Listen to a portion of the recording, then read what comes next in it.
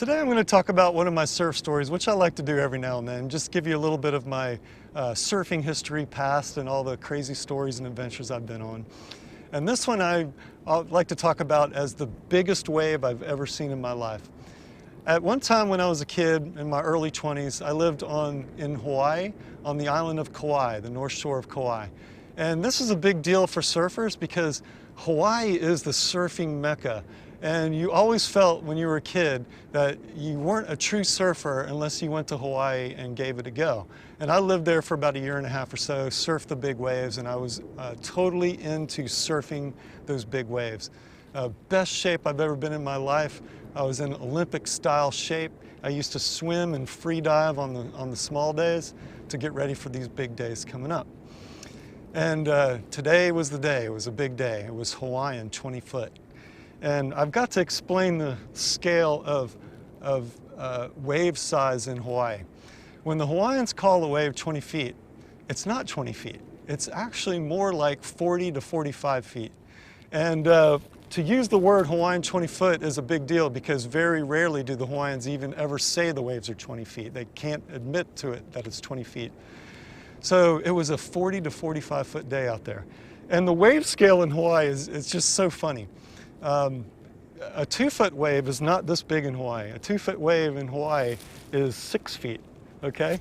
A 4 foot wave is like 12 feet. A 10 foot wave is 20 to 25 feet. A 15 foot wave is like 30 feet. It's just how they do the scale of waves. Here we go, 20 foot. I'm heading down my cliff, getting ready to paddle out, where I always make it out to my break, Hanalei Bay, by the way.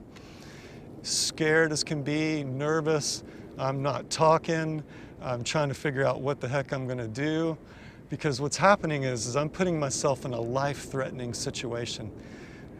In the 80s, when it was the time I was out there were no surfing life vests. There were no jet skis in the water to pluck you out if you were caught inside.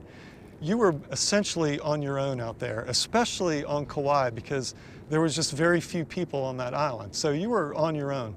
And there was a handful of us that were out that day, 5 of us. So you are literally putting yourself in a life-threatening situation. And it's very tough to force yourself, your brain, to put yourself in one of those situations. But that's part of what surfing big waves is about. It's pushing your limits to the maximum.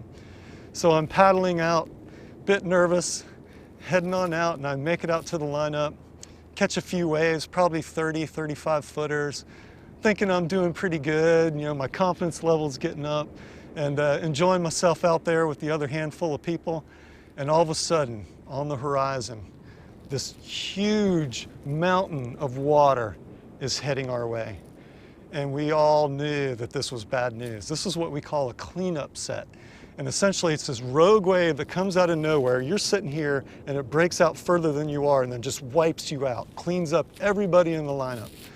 And we knew that this was coming. So, life and death situation, we all start paddling Hawaiian style. And what does that mean?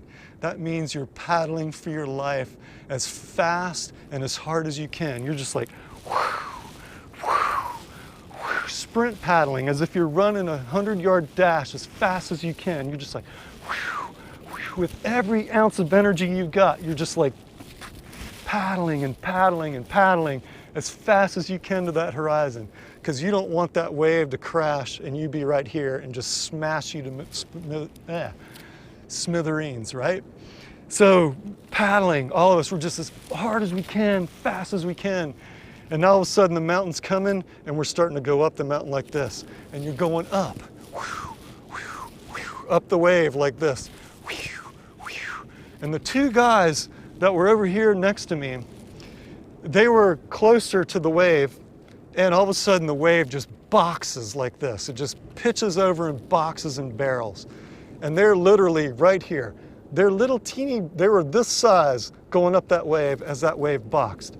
I thought they were dead. I thought they were going to go up and over the wave like this and then come down and just get drilled to the bottom. I thought they were dead. Halfway up, they ditched their boards and they just started swimming through the wave like this. And usually when a wave breaks, you dive underneath the wave and then come up the other side. It's no big deal.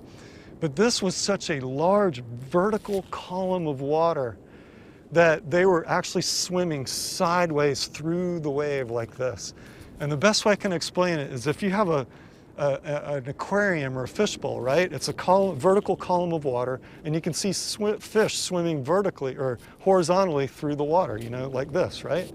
That's what they look like. This big wall of water, and they're like fish swimming in an aquarium sideways like this. I have never seen anything like that in my life.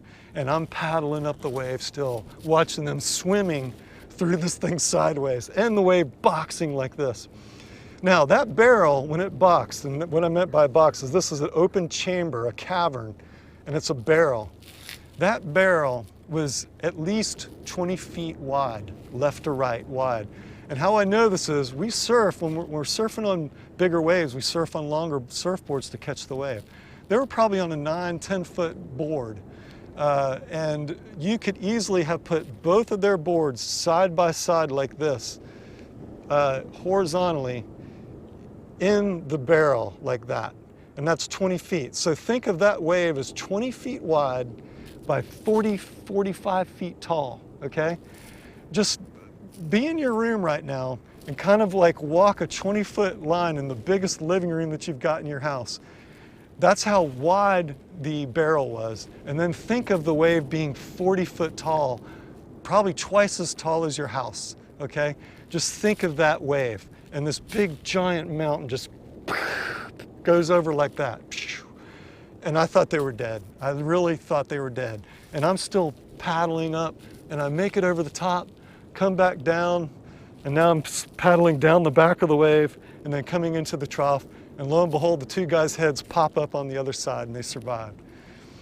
And we all were just amazed. Now, this is the one time and only time that my jaw literally dropped. I have never, ever, except for this one time, had my jaw drop like this. It just went like that. I was just like, I was in shock and an adrenaline rush. And I've never had anything like that happen to me before. It was just amazing and scary and adrenaline and one of the best moments of my life. I'll never forget it. Almost kind of like being in a car accident. So I made it over, and I knew that this was some crazy situations we were in, and it was time to go in. So I caught me a wave and came on in, hit the beach. And when you hit the beach, now all of a sudden you survived, right? When you were heading out, you were scared because there was a chance of you maybe dying, right?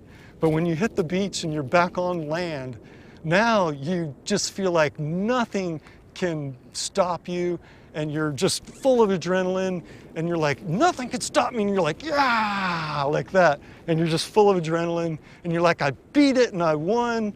And it's just a great, great feeling, and you have that for like the rest of the day. It's just amazing. And one of my friends on the beach goes, "Did you see that one wave?" And I was like, "Did I see it? I was in it, man. What are you talking about?" It was just the craziest wave I've ever seen in my life. So if there's any takeaway from this, you know, maybe just push yourselves to the limits. It's good to push yourselves to the limits. Go further into the unknown and to the abyss than you've ever been. And guess what? You usually come out on the other side a better person, and it's going to change your outlook on life forever. And that's why I'm probably out here surfing to this day and doing things on the beach like Meyochi.